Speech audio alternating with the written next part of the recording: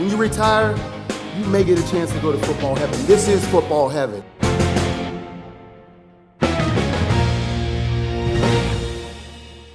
Hello and welcome to The Mission. I'm your host, Jameer Howerton. And as we continue our celebration with Black History Month, here on The Mission, we're so honored to have the opportunity to catch up with leaders, pioneers, community activists, former collegiate athletes, professional athletes that have been impacted by the values and the lessons of the game of football and how they are taking those lessons and giving them back to the community.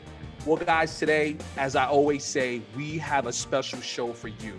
We're honored to be joined by, and I want to get this right, guys, not only is he a former NFL, NBA executive with the concentration on player engagement, where he was able to work with these athletes and showing and helping them understand their strengths and building a stronger community. He is a former FBI agent, a former federal prosecutor, and a BC grad, standout collegiate football player who played during the Doug Flutie era. Ladies and gentlemen, welcome to The Mission, Mr. Quentin Williams. Quentin, welcome to The Mission, sir. Thank you very much, Jameer. I appreciate you having me, man. I am so honored to have you in our celebration of Black History Month because what you're doing and what football has given to you and what you're giving back is part of the healing process of what we are experiencing in America today. You know, Q, we're approaching a year of going through the pandemic, and there still is a healing process of unemployment, social unrest.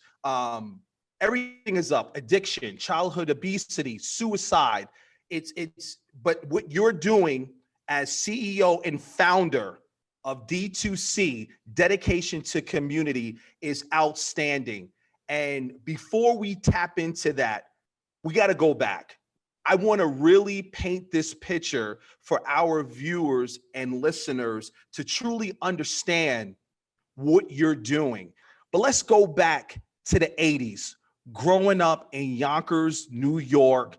Paint that picture for me. What was it like for now the perception of what I see on camera is an African-American male, but you are of Jewish descent and Caribbean descent.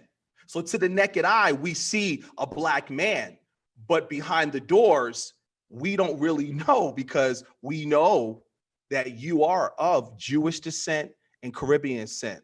But what was it like growing up in the era of the 80s in New York City, Yonkers, New York? Thanks for the question, Jameer. It was challenging because in the 80s, we were going through it was at the height of the crack epidemic. So Yonkers, New York, you know, when my mother moved us from the Lower East Side of Manhattan to Yonkers, it wasn't like moving to certain parts of Westchester. It was moving to Yonkers, New York. And in Yonkers was going through a lot of strife. I mean, the education system, poverty, despair, drugs, political corruption, it was all contained there in Yonkers. Now, Yonkers has come a long way, and it's a great city on the up and coming, but it was tough during that time. So, you know, not only was it challenging because of the crack epidemic, but because we were in poverty. My mother, my brother, and I grew up in poverty. I was on welfare for the first 17 years of my life. And after my mother was abandoned by my biological father on the island of St. Thomas in the U.S. Virgin Islands, she brought me back at 4 months old to New York to reunite with her family, but her family wasn't having it. They weren't too happy. It was at the height, just post-civil rights. So it was 1965, 66. They weren't having that my white Jewish mother gave birth to a Black kid out of wedlock. So we struggled, and it was painful. And then on top of that, I had a reading deficit. I wasn't able to read well. So because I couldn't keep up with my friends as a reader, it affected my entire K through 12 education. All because of my mother, however, the effort that she put into just loving my brother and me, it gave me hope that even with the reading deficit, I could overcome.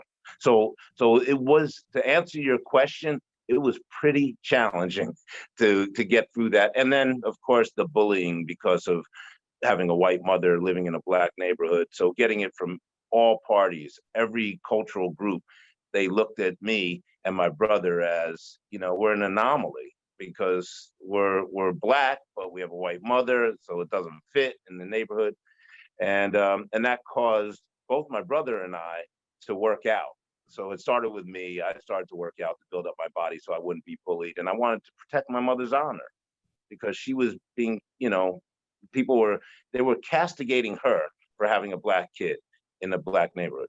So I worked out to protect her honor, became a decent athlete as a result of building my body up, and then got a scholarship to play football at Boston College. I was doing my research, and thank you so much to your team for sending me all the press kits. And I was just fascinated because, you learn about the lessons through football. And one thing, you had me in tears, and I have to ask you here now, we would love to replay the I got my back, I got your back documentary, because man, football truly saved your life. Football Yeah. truly saved your life. And I'm so glad you mentioned that, because people see racism and discrimination, and the obvious is, okay, black, white, whatever, but they don't understand the byparticles of racism and how that discrimination and how we treat in our own black community someone who is of biracial through interracial marriages and biracial kids. They catch so much hell. And that's something that I'm glad you mentioned, because it's like, I wanted to move on, but I had to pause for a second, because that's something that people are like, what? You lived in a black neighborhood. Your dad is black. Your mother's white. Wait a minute, hold on. But they don't understand that dynamics. So if you could just touch about that, some of the challenges you face with that. Yeah, well, my black father wasn't around. So he abandoned my mother when I was in utero. And so never was he there for us. My white mother raising two black kids in a black neighborhood, what happened was we didn't expect it, but my friends, the people I was playing football with behind PS 25 in Yonkers, I get teased when I was young because I had a white mother, and it was not the norm. Having a single mother was, but having a white single mother, no, not so much. So at the early elementary school age, I was getting teased. I was getting bullied all the time. And that's what caused me to build my body up, because I just had to defend myself. And then because I started building my body up, I started to become a little bit better at sports. And becoming better at sports, I picked football. I wanted to be Tony Dorsett. I saw him play one day, and I wanted to be Tony Dorsett. So I wanted to become a running back. And that's how I got started playing football in the 8th grade, wanting to be Tony Dorsett. The only problem is I joined the Colts Boys Club, and the Colts Boys Club, there was a prerequisite to playing running back or quarterback. Your father had to be a coach. So I didn't have that. I didn't have a father there. So I played nose guard. And unfortunately, I didn't get a chance to really exhibit my running skills and all that stuff. But I played football, it taught me how to play. And I played as best I could at nose guard. And then when I went to high school, when I went to Gorton High School, Coach DiMatteo on the first day and Coach Meade on the first day, they said, what do you want to play? I said, running back. But I expected them to say, no, we're going to put you on the line. And they said, okay, go over there with the running backs coach. And I was like, what? I get to play running back? What? This isn't political? and that was the beginning of my high school career that ended up getting me that scholarship to go to Boston College. What were some of those lessons that you learned from the gridiron at that very young age that you still have with you today? Man, the grit. I learned grit. I learned that never stop. Like I could have been discouraged. when, I was told to play nose guard as an eighth grader for Copes, and then said, you know what, I don't want to play anymore. If this is the way it's going to be very political, forget it. But instead, I said, you know what, I've worked hard to build my body up. So I'm going to continue to build my body up, and I'm going to continue to get better. I started running more. It was like I had something to prove, because they didn't want to allow me to play football the way I wanted to play it at running back. And so that grit, that was all through football. It taught me grit, and that grit transcended sport. It made its way into the classroom. And with a reading disability, with a reading deficit, I needed it. I needed something that was going to get me through effort to a place of success. And football, I say it all the time, football saved my life in many ways. It kept me off the streets, but it taught me grit. You make this transition because just knowing that era, knowing and growing up, I'm 50 years old. So exactly, I know exactly what you mean. I graduated from high school in 1989, had family I'm originally from New York, grew up on Long Island, however, had family in Brooklyn and Harlem. So yes, that was a epidemic, if you will. That crack era was real, and it really wiped out families, minority families, families of color, at alarming numbers. So I definitely remember that era. But for you, you said football saved your life, because growing up in Yonkers, it could have went right or left for you. What was it, and who were the people that really kept it, for you to straight? So it definitely went right for you, because not only did you get scholarships, but you went on to really make a turn and make your way into law enforcement. And in our community, and when I say our community and the African-American community, there is a huge trust that is just not there with law enforcement and the African-American Hispanic community and impoverished neighborhoods. Wow, yeah, that's a great question. There were several people in my life. So even with the trouble that I had reading, through effort, I was able to be like a B student in elementary school. And my mother raised my brother and I to just be caring individuals. So I was a good kid. And people took an interest in me just because I was a good kid. And so my mother was the number one influencer. My grandparents, my maternal grandparents, they were huge, and they influenced me a great deal. We had some issues with them in the beginning of my childhood, because they were really upset about my mother having a child out of wedlock. So they disowned her for a little while. But then they came back. And when they came back with vigor, like 180-degree turn, best grandparents in the world. So those three people really played a large role. And then they introduced me to a world of other people. Jason Brussman, the attorney, who's a friend of mine since I was 14, and convinced me that I could become an attorney when I had reading issues. I didn't even know what an attorney was. Every step of the way, I had educators who took a special interest. Yonkers had some bad educators, like my kindergarten teacher, who told me she sat my mother down, and I'm 5, and she told my mother, I'm not going to be much in life. I'm 5. But other than her, from every other grade, first, second, third, going up, I had the most incredible educators, took a real interest in me, gave me hope. So all of those educators. And then there was, of course, my coach, Coach Don DiMatteo, who passed away. He had lung cancer. He passed away. Don DiMatteo was my surrogate father. And we had some differences, believe me.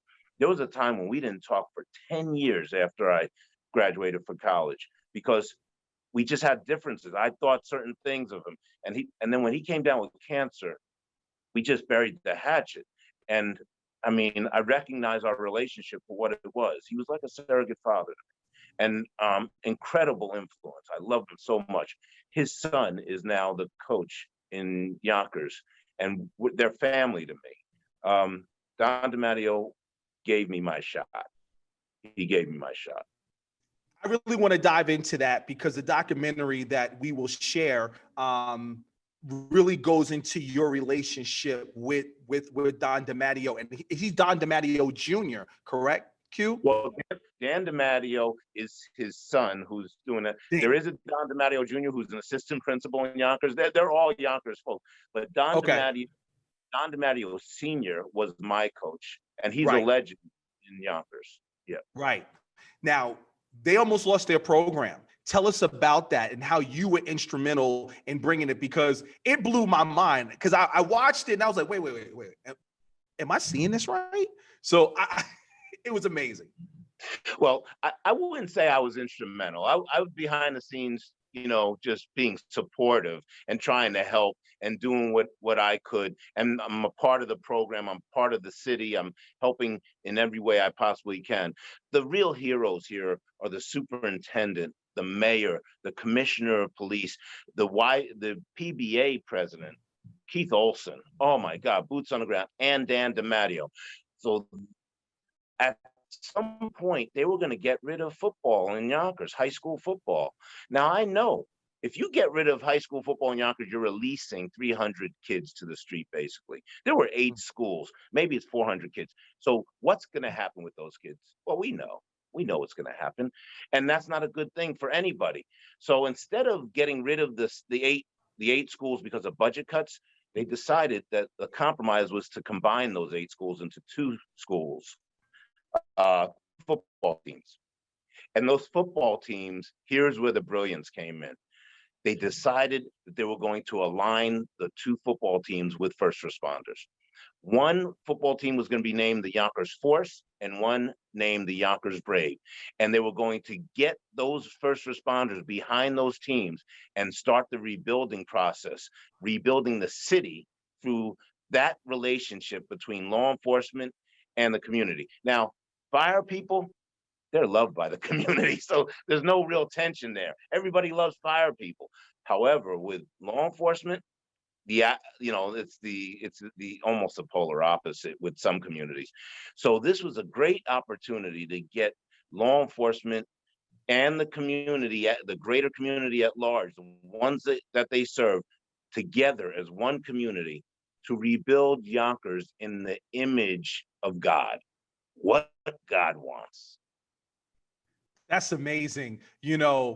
Coach Williams is out there coaching, but he's also patrolling, and he's Officer Williams as well. Yeah, they're officers. I mean, they don't just, they're not just buying the jerseys and that kind of thing. They're there every day at practice. Every day. Some of them are coaching. And so they are so intimately involved with these players and the program and the city. The impact was immediate. Because we're trying to get to that place of trust. And this was just a creative way to build trust between people who historically have not had trust. And currently, how is the program going, Quinn? Oh, the program's going really well. So they're in their 3rd season.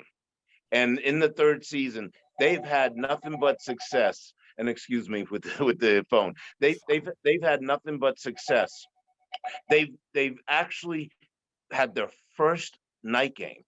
Their first night game was the first season. Yonkers never had a night game, never had Friday Night Lights. But they had their first night game on the October of 2018, where the Yonkers Force played the Yonkers Brave, and they had 4,000 people show up. I mean, in Yonkers, 4,000 people don't show up to football games. It's usually, a few hundred, but 4,000 people showed up. They had to turn people away. It was the most incredible thing. Quentin, before we go further, let's take a step back and examine that. When you hear of New Jersey, you hear of Florida, you hear of these towns in Texas where Friday Night Lights, they shut the city down. Right. But for kids that can't experience that due to what's going on in the neighborhood, let's talk about that, Q. Yeah, I mean, really, if you think about it, that's something that should galvanize the city, to a place for togetherness on Friday nights. But because there are some cities where there would be issues, violence, and not really looking to have night games. Right. So it was a risk to say, okay, we're going to have our first night game and we're going to see how it goes. And we're going to do it in this way with law enforcement and firefighters coming together to rebuild this city. And not, there wasn't a hitch. There was nothing that happened that was negative. It was all positive. It brought the city together and it showed the city what law enforcement is doing to rebuild the city. Everybody wins. One of those great win-win situations.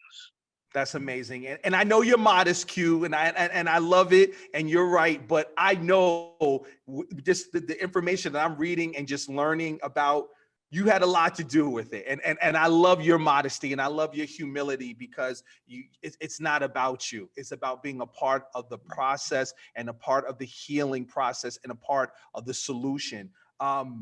Just want to move into your career path. So along with being a former FBI agent and a former federal prosecutor, your work with the NFL and the NBA. Take us through that process, because we're going to talk football at the end of stuff. I really want to talk community and social programs of what you're doing as a part of the solution to heal, but just knowing the work that you have done on the NBA and the NFL level. Let's dive into that. Yeah, well, I was fortunate. After I got out, I worked for the FBI and the U.S. Attorney's Office. And the reason why I went into law enforcement, just for the record, is not necessarily because I always wanted to be a law enforcement officer. It's because actually I didn't want to be a law enforcement. Law enforcement was coming to get my friends when I was a kid. Height of the crack epidemic, they were getting eaten by the streets or put in prison. So I didn't really want to have much to do with law enforcement, but I figured at some point I could learn the system.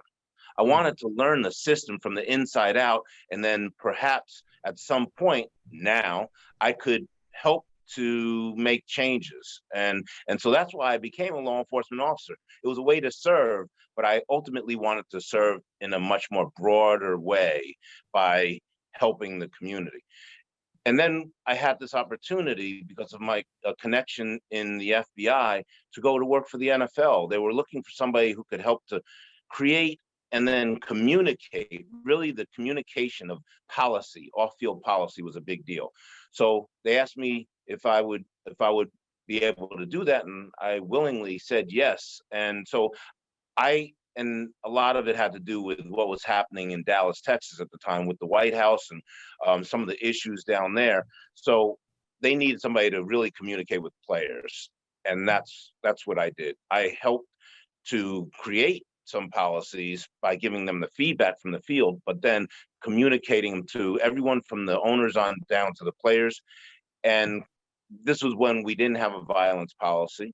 So we created this violence policy at that time, which turned into the personal conduct policy. And, that's expanded over time. So that's what I did with the NFL. I worked with players and owners and coaches to communicate these policies so that we would have less issues off field.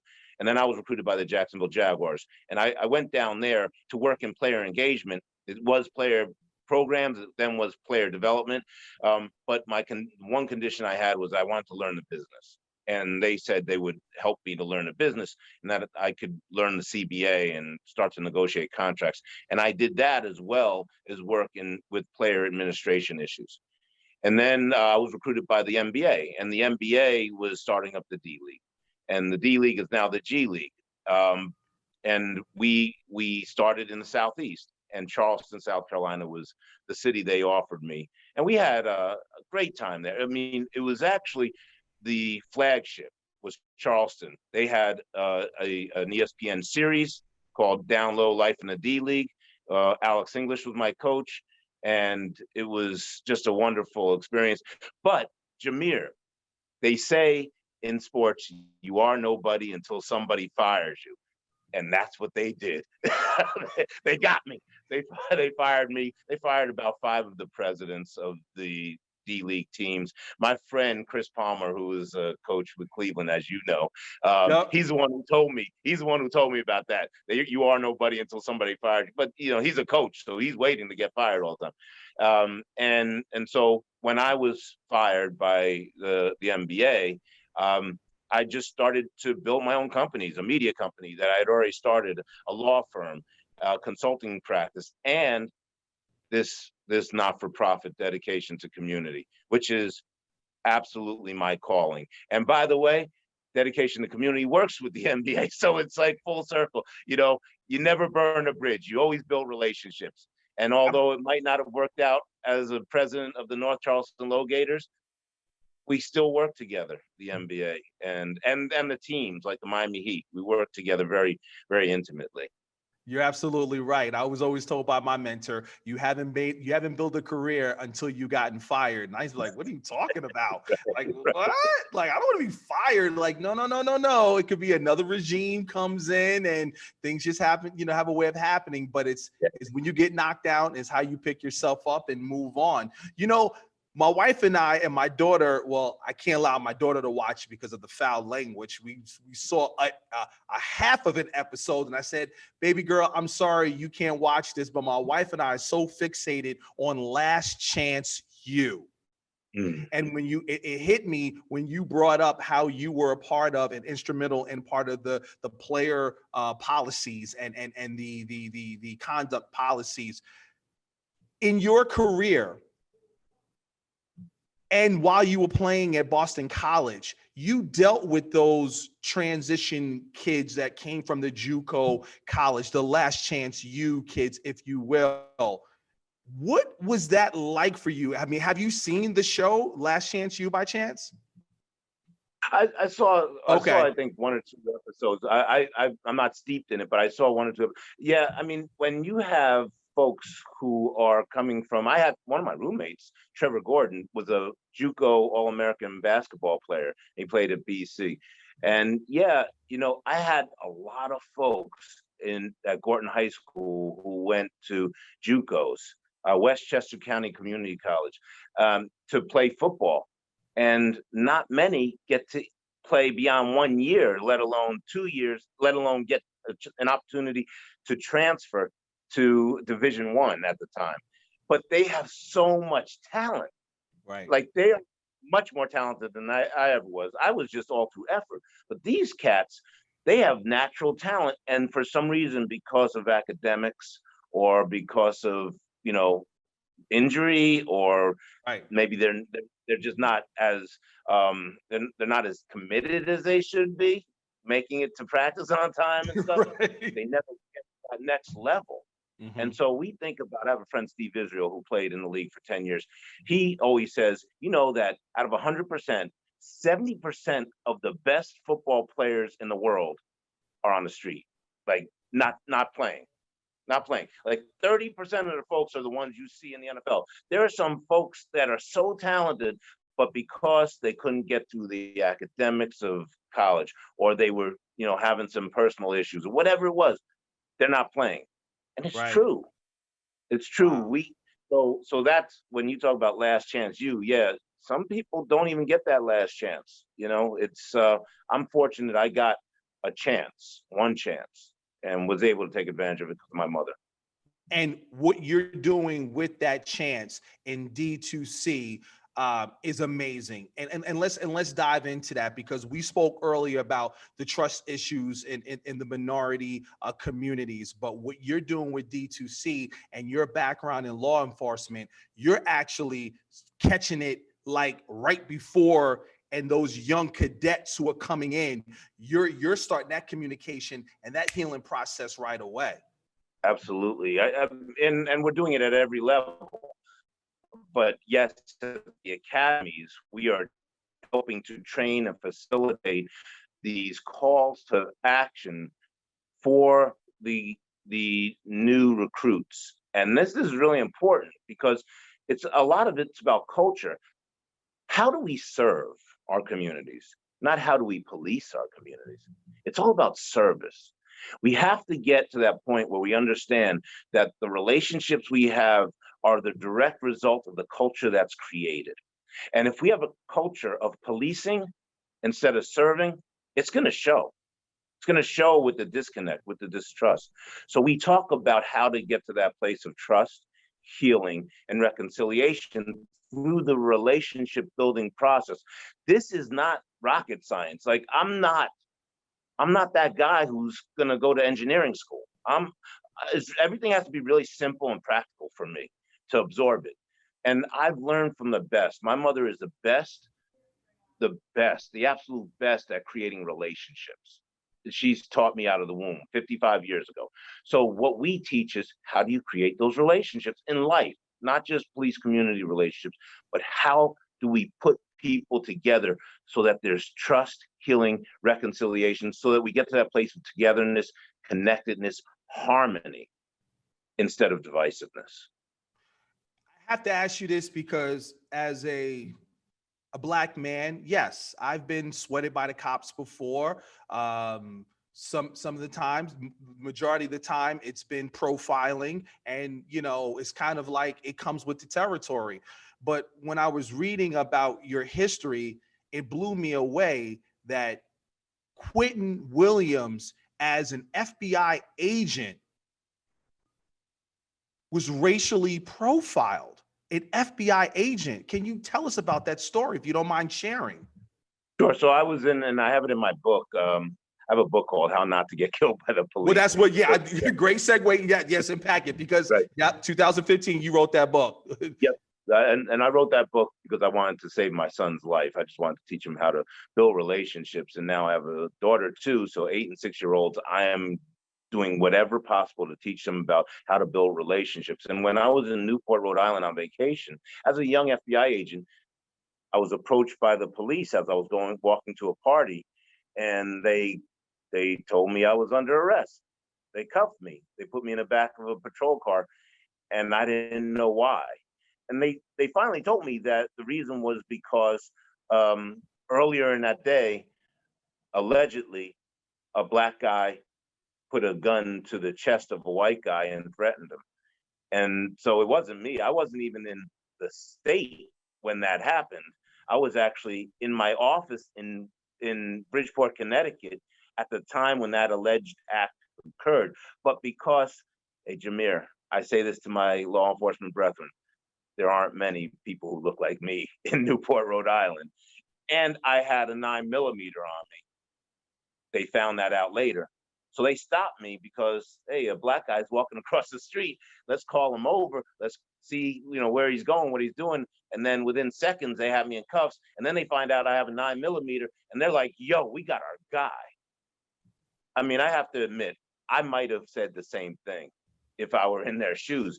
But the issue is, after a couple of hours of being in the back of a car, they finally believed that I wasn't the guy. They finally believed I was an FBI agent, because they didn't believe I was an FBI agent. They were looking at my badge upside down. So they finally believed I was an FBI agent. They finally believed that I wasn't the guy. And when they let me go, the issue I had with it was not that, because I said I might have arrested me too. Not that they detained me or arrested me. It's the way they let me go. They just walked over to me and said, you can go now. We know you understand, and walked away. And I was like, that's not what you do. When something like that happens, you explain, you build that relationship, you build that trust. Because my narrative now over the last 27 years was based in, yo, they didn't even explain to me what happened. They just told me to get going, basically. I was like, so I'm an FBI agent, and they did that to me. Like, what are they doing to somebody who's not law enforcement? So I use that story to train law enforcement because I want them to know that it's very important to give people their 20 seconds. Give their 20 seconds, that explanation. And we use that to train community members too, because the only reason I wasn't jailed that night, and then they figured it out later, is because I complied. Like, I did everything right. Because if I escalated that at all, they wouldn't have questioned me or anything. They would have just said, let's put him in jail and we'll figure it out. But I complied. because that's what I want to talk to you about. Because in that moment, here it is that you are an FBI agent. Give it to somebody who pretty much like for me, I'm not an FBI agent. What are the lessons and what are the tools you give to people that are in that situation? Yep. I mean, you have to have a mindset, a general mindset of compliance. If you are in the mood to push back and assert your rights, it's usually not going to go that well. You will never win a battle on the street with a law enforcement officer. They will arrest you, book you, jail you, and figure it out later rather than have a fight with you on the street. So a general mindset of compliance, no matter how you feel, in the pit of my stomach, I was so angry, but you wouldn't know it because I was being respectful and compliant. And so that's the number one thing. And I have a bunch of tools in that book of mine, a bunch of tools for how to comply. Like, for example, when you're pulled over traffic stops, roll down your windows so that they can see in. Some people have tinted windows. Just imagine a law enforcement officer when they approach, they don't know what's in there. They don't know what's so, and they're at a disadvantage because they have a vest on. The driver has 3,000 pounds of metal and aluminum around him or her. So roll down your windows, turn off the radio, take your sunglasses off, turn off the car's ignition, put the key fob on the dashboard just to show you're not going anywhere. I put mine on the roof. I mean, I'm not going anywhere. And then before you reach, ask permission. Your registration and insurance is usually going to be in the glove compartment. Glove compartments also contain other things for law enforcement officers, guns. So you want to make sure that they feel safe. It's your job as a driver and a passenger to make a law enforcement officer safe. And some people say, well, why do I have to do that? I'm paying their salary through taxes. Because they can dictate what happens to you in the next 2 minutes. So just do whatever you can to comply. And then if they're treating you well, you thank them. And you have maybe build up some relationship in the 2 minutes. If they're treating you unprofessionally, you make sure you file a complaint at every level, from the local up to the federal level. And that's how you do things. But remember to ask permission before reaching, always. I mean, Philando Castile asked permission, still got shot. So people will say, yeah, but he asked permission. He had a permit. That officer should not have been an officer. And we have to work better to select some of the officers. But I say 99.9% of officers are sacrificing and doing a great job. There are those few who are not and should not be officers. In Philando Castile's case, I mean, that was such a traumatic event for our nation because Philando did everything right, and still was killed. That's not the case with the millions of traffic stops that happen weekly, but it only takes one. So ask permission, always ask permission before you reach. We're still living in the turmoil of the aftermath of the George Floyd murder. With the programs you're doing with D2C, are you seeing a change? What is the feedback that you're getting from the community? Great feedback. So we train law enforcement agencies across the nation. We just trained the Connecticut State Police, all 1,000 troopers and 250 Stanford PD officers last week as well. And the feedback we get, because we take data on everything, the feedback is outstanding. They're really starting to look at this thing with empathy for everybody's positions. And then we invite, this is what we consider to be so special, we invite the community to sit in these sessions. They learn about the fears and the challenges of being a law enforcement officer. And this opens up their eyes. So now they can go into these engagements with greater empathy. We did this in Stanford with a bunch of pastors, and their eyes were wide open when they left. And they felt they told us they felt different about the way they viewed law enforcement. And if leaders like that then feel different, that means they're going to go back to their membership and they're going to tell them it's not what we have been saying it was for all these years. There's another piece to this puzzle. So we have to expose ourselves to greater education. And that's how we bring people together. It's that simple. We have to educate them properly. And then people will start to build greater relationships, understanding. So we have this thing called the Recipe for Reconciliation, where it has 8 steps: listen, learn, understand, acknowledge, take action to build trust, healing, and reconciliation. I mean, 5 simple steps. Simple, but it ain't easy because you have to do it every day in order to get to that place of trust. But that's what we teach everybody: corporate America, organizations, academia, faith-based, law enforcement, incarcerated populations, everybody. It works with everybody because it makes sense and it's simple. We got to first start with listening.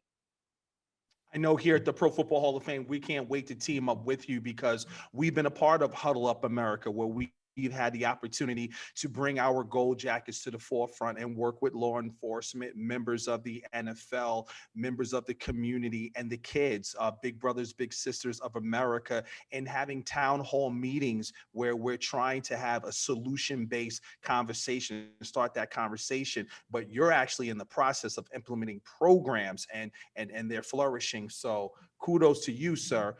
Going back to your book that you authored in 2015, because as you know, it is what it is, driving while black. My dad too. Have your billfold. You have your license, your insurance card, your registration. You comply. You have the window down. You hold on to the steering wheel. Yes, sir. No, sir. Officer, I have my billfold here in my right hand. I'm going to push it over, transfer it over to my left hand. Here you go, sir. And you keep your hands on the steering wheel where people can see. So it's unfortunate that, like you said, in that moment, you're not going to win. So if you don't comply, chances are you may die. And why go through that agony? Clearly of what you're saying. So but where could people find that survival guide? Because that's exactly what it is. Yep, it's called the Survival Guide: How Not to Get Killed by the Police. By the way, that title came from my clients over the years who are entertainers and some sports figures calling me at 2 a.m. and saying, "I've just been pulled over in my old neighborhood. I know you told me not to come back here, but I'm back here hanging with my friends." And their friends were not doing necessarily the right things. And these entertainers and athletes would have big cars, too much gold on, maybe a lot of cash in their pockets. So, they're being pulled over and they have these blue lights and they say, so they call me and they say, "How do I not get killed?" So when I wrote this book, I said, that's the name of the title. Not to presuppose that law enforcement's just willy-nilly killing people, because I know my best friends are law enforcement officers. Right. But I've been asked that question dozens of times over the last 25 years. So I named it that. And How Not to Get Killed by the Police, the book, can be found at dedicationtocommunity.org. dedicationtocommunity.org. That's our not-for-profit. Dedication to Community, known as D2C. And if you go to that website, you'll find how you can order the book. And we appreciate it. We say order the book and then pass it on so that other folks can learn about what to do when they engage with the police. Amazing dialogue, Q. Amazing dialogue. Before we switch gears and kind of have a little fun and talk some football, because we got to talk some football, but and the conversation is heavy. It's really heavy because rightfully so. Rightfully so. We are celebrating the excellence of leaders, pioneers here in the community, but it's a conversation that needs to be had, and it's information. As my friend Sincere says, information is power. So we have to unveil the power so people can have the information and the tools for a better community, But before we switch gears, Q, what is the vision and where do you want to see D2C go as we are in the process of healing America? Well, D2C is a hero supporter. We just guide the heroes. We consider folks like you and David Baker and George Veras and Pat and all the folks at the Hall of Fame to be our heroes. We consider your gold jackets to be our heroes. We consider folks in law enforcement, they're our heroes. The community members are our heroes. heroes, not superheroes, heroes. Superheroes don't exist, but in cartoons, but actual heroes, folks who are making a difference. Sometimes heroes just need that support. They need guidance. And so we assist heroes.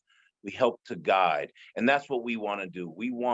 And we are in the process of scaling this throughout the nation. We're in several states, but we want this not just to be in 10 states. We want this to be in all states, and we want this to be in all countries. It's applicable everywhere. Everybody needs to know how to build better relationships in life. And it doesn't have to just be law enforcement community. It can be with your wife, your daughter, your kids, your siblings, your colleagues. Relationships are at the very foundation of our humanness. We are interdependent folks. That's what we are. So if we build great relationships, our quality of life will be enhanced. That's what we want from D2C, to continue to help to guide our heroes through this journey. Well, we can't wait to team up with you here at the Pro Football Hall of Fame. And I know this is the start of a working relationship together, Q. I am just, wow. It's truly been an honor.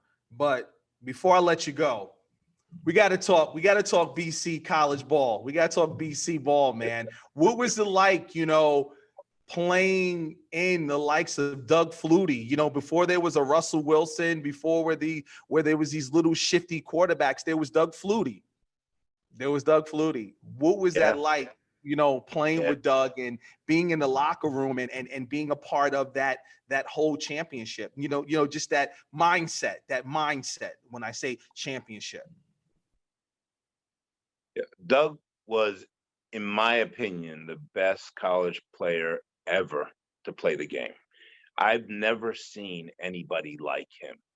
And he was showing the world that a 5 foot whatever, I mean, some people said he was listed at 5'10".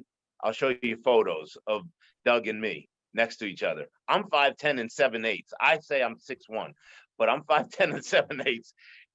You'll see the difference. Doug is, his size.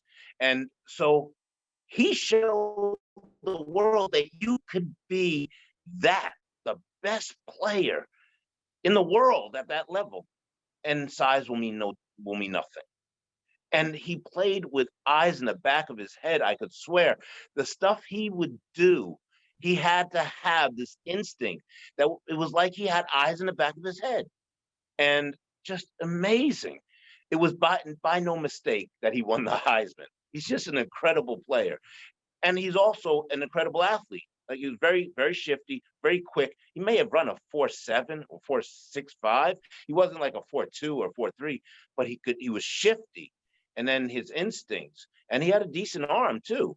And he was just a great leader. You could tell people respected him.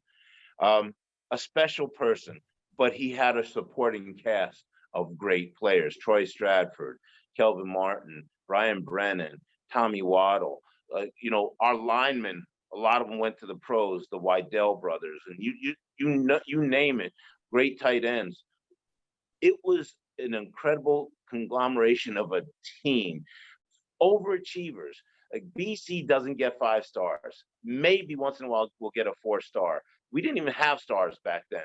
But Doug, it was the only scholarship he was offered. And he was told he had to play defensive back. And he refused to play defensive back. Thank God he didn't play defensive back, because he changed my life. I mean, I have stories based in him because of what he brought to my life. So I'm very thankful for those years. What was it like being a part of that game against the Miami Hurricanes and him rolling out and throwing that Hail Mary at the end of the game? The crazy thing is, for the first 40 years of my life, I told people I caught the pass. I was a guy. And then I had to come clean. I wasn't even down there because I broke my hand. So I wasn't down at the game. But folks would say, "Yo, man, how was that?" And I would say, "Yo, he intended to pass it to me, but it went to Gerard." Yeah, I broke my hand that that year, so I didn't go down to Miami. I watched it like everybody else. I'm 55. I've come clean with my life. I watched it like everybody else. But we went down to, after that, we went to the Cotton Bowl. We beat Houston in the Cotton Bowl, and we got another ring. We won the ECAC that year, back-to-back years. He brought us the ECAC, the East Coast Athletic Conference, which was then a Big East and then turned into something else.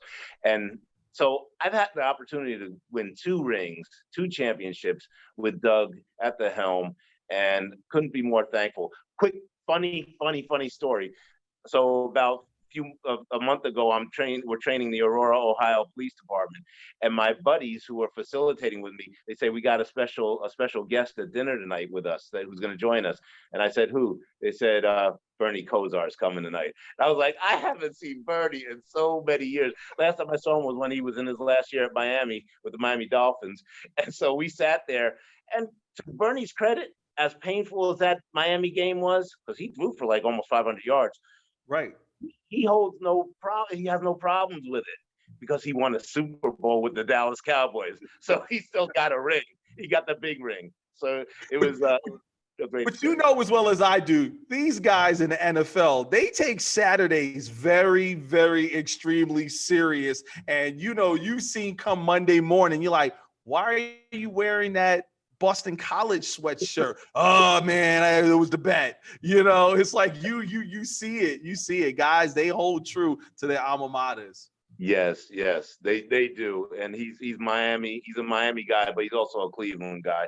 And he grew up in Ohio and played for Cleveland, and then got that Super Bowl, in his final years with the Dallas Cowboys when Jimmy Johnson brought him in to be a third quarterback. So but the camaraderie, again, this is what football does. Even amongst competitors, the camaraderie is long lasting. It's sustainable. And here we are, 30 years later, 35 years later, and Bernie Kosar and I meet each other.